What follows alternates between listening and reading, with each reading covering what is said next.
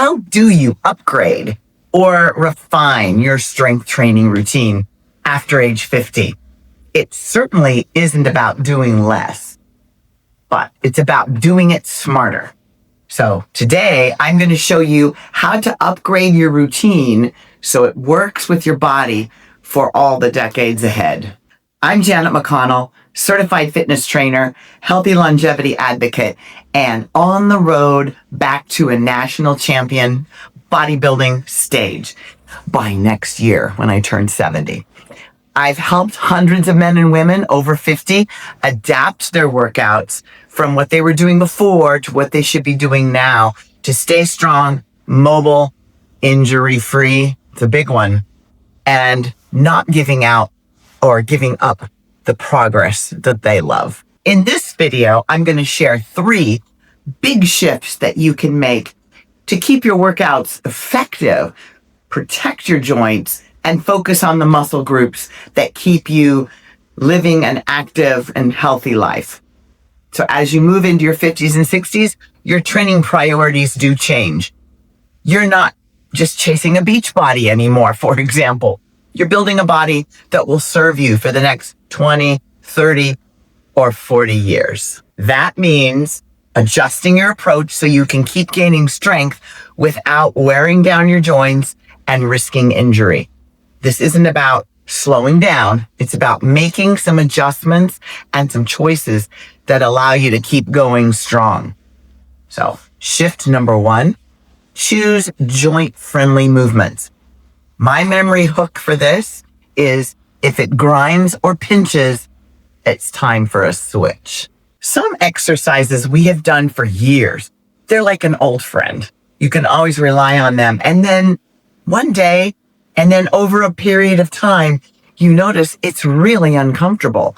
It's starting to twinge or pinch, and that's a signal to pay attention.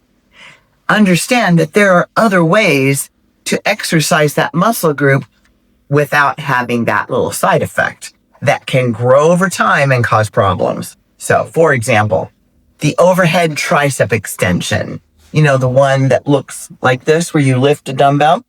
If your shoulders are in any way impinged, then like if you have maybe a partially frozen shoulder or an old rotator cuff injury or just plain old arthritis, then you're going to want to exercise your shoulders, but maybe not use them when you're doing a tricep extension.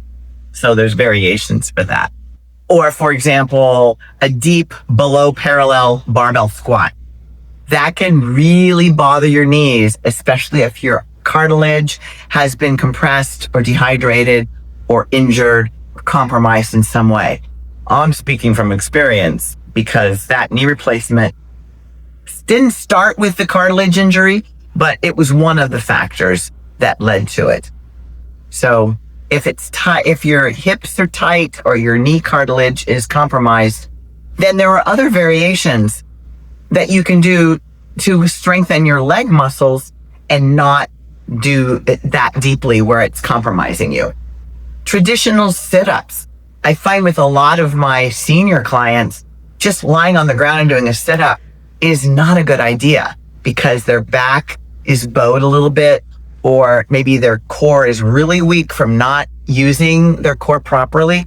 And so there are ways that you can support the lower back and then by the same token, put more emphasis on the abs for faster progress. So instead, choose movements where your joints move naturally and the motion feels smooth from start to finish, like a neutral grip cable extension instead of the behind the neck extension. You can do step-ups or box step-ups instead of jump squats, for example, where you're landing with impact and shocking that joint. Doing sit-ups where the small of your back is planted and stable, supported by a cushion, or altering the angle can be a really great move so that you can still really get some awesome ab crunches and your lower back is like, I'm fine. These small changes can add years to your pain-free training, or at least the bad kind of pain. Shift number 2, Prioritize strength that supports daily life. So be intentional when you're setting up your program to include mobility and functional movements that support the stuff you're going to have to be able to do for a long time, like getting out of your car, standing on one leg to stand up, or pulling in, 2 bags of groceries. There's hundreds of examples I could give you. You get the picture. So train for what you want to keep doing. We have to think beyond the gym for this. You want strong legs for climbing stairs. You want a strong back for carrying groceries, arms as well, and a strong core for balance. So that means training all the major muscle groups, upper, lower, and core, with focus on posture, stability, and functional movement. The payoff is strength that you can feel in your everyday activities. You're like, ooh, that didn't wear me out. I just came home recently from a vacation, which is why there was a little break there in my YouTube posting. And at the last leg of our trip, we had to run from one end of a concourse to the other because our flight coming in was delayed. We were the last people to board. Guess how we got there? Running with our luggage. And I just thought, I can't believe I just did that, because I don't run as a rule just to protect my knees.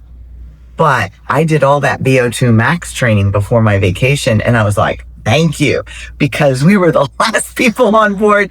We were able to run the whole way. I was like, that's a good example of functional fitness that just comes in handy. It's in your deck of cards when you need it. Okay, shift number 3. Focus on quality over quantity. And by that, I mean mindfully moving with intention, not rushing through your workout to be able to do your 12 exercises as fast as you can, banging the weights and going all over the place really fast. Take your time. Be very intentional. Slow down. Slow is strong, and strong is safe. When it boils down to it's not about how much you can lift or how fast you can do it. It's about how well you control the movement. That is true strength. So many people go slow coming up and then just let it go down fast. Well, there's a whole group of muscles that are just taking a vacation when you do that.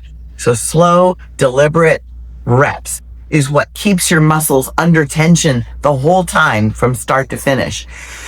And that keeps your joints safe, because then your joints aren't having to do the work that your muscles should be doing. So ending a rep as slowly as it begins, not just banging the weight down. Think smooth. I also really coach my clients on the positive and the negative movement. Make them the same speed. That's a good way to gauge if you're letting go at the end. Now, there's times when maybe you want to change it up and go up fast and down slow. I mean, there's purpose in doing that, but be intentional when you do it. Make sure that you're using your muscles and not using momentum or your joints to do muscles' job.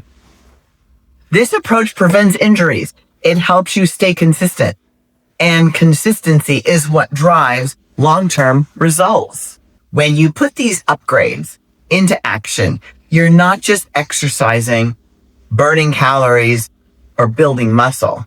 You're also investing in the quality of your future for decades to come. Remember, if it grinds or pinches, it's time for a switch. Train for what you want to keep doing for years from now. And moving with intention takes more strength, and stronger means safer. These simple shifts will help you stay strong, mobile, and confident for the rest of your life. There's no reason to stop. You can adjust the difficulty with the amount of weight, but the movement still stands. If you found this helpful, hit the like button so more people over 50 like yourself can see it. You're like kind of the bridge. You're offering it to others who are like-minded to be able to find me.